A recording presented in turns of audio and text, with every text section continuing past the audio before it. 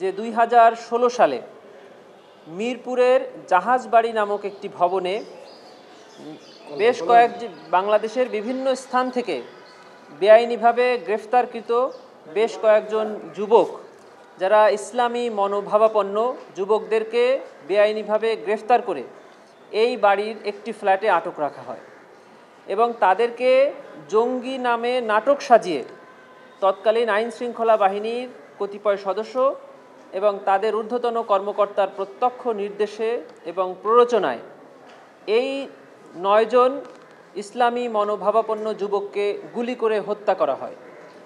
এই অভিযোগে সাবেক আইজিপি একেএম শহীদুল হক, সাবেক ডিএমপি কমিশনার মোহাম্মদ আসাদুজ্জামান মিয়া এবং সাবেক অ্যাসিস্ট্যান্ট কমিশনার মিরপুর জসিমউদ্দিন মোল্লা, এই 3 জনকে মাননীয় ট্রাইব্যুনালে আমরা আবেদন করেছিলাম এই মামলায় গ্রেফতার দেখানোর জন্য।